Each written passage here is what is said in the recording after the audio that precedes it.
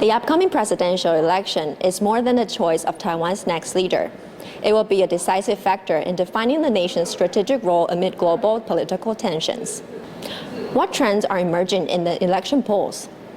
What do these figures reveal? We looked into the perspectives from participants in the Taiwan Goes to the Poll Roundtable event organized by ICRT and TVBS World Taiwan. There's lots of different kinds of organizations that do public opinion in Taiwan. You have academics like myself, you have think tanks, you have media outlets, and of course you have parties. One of my favorite features of Taiwan's elections in general is the way that votes are actually counted publicly through paper.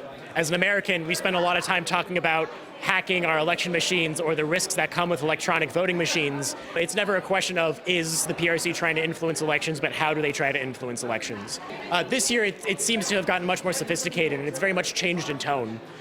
You see much more things like American skepticism. All three candidates have to some degree portrayed themselves as becoming Tsai Ing-wen 2.0. You follow in Tsai's foreign policy footsteps and that they do not want to disrupt the status quo. That unity across all three presidential candidates speaks volumes to how Taiwanese voters feel about cross-strait relations and what presidential candidates see in their voting bases. I'm really eager to see how they frame the U.S.-Taiwan relationship. I still think we will see a continuation of strong U.S.-Taiwan relations. Just like in Taiwan, whether or not the DPP or the KMT win, I still think we're going to see a strong U.S.-Taiwan relationship.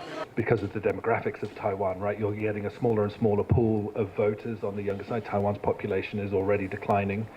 Plus, the tendency of younger voters not to turn out in as great a number as their older counterparts just means that the vote is shrinking. But on the other hand, in terms of messaging, as we've been talking about, it will probably dominate the messaging in the last part of the election for a couple of reasons. One is that that's where the largest group of attractable voters is, middle of the ground voters or undecided voters or new voters whose political identities isn't quite as set and as well formed as their parents and grandparents is. So go after that demographic hard. Number two,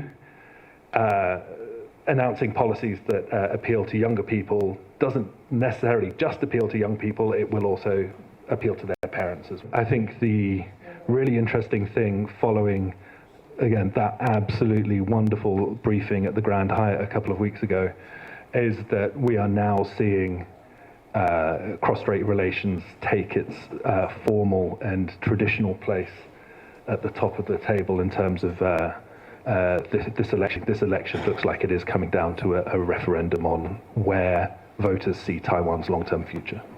Regardless of the election's outcome, the next president of Taiwan will face significant challenges, including maintaining a balance between two world superpowers. This balance will be crucial for safeguarding the well-being and peace of Taiwanese people. This is Isabel Wang for TVBS World Taiwan.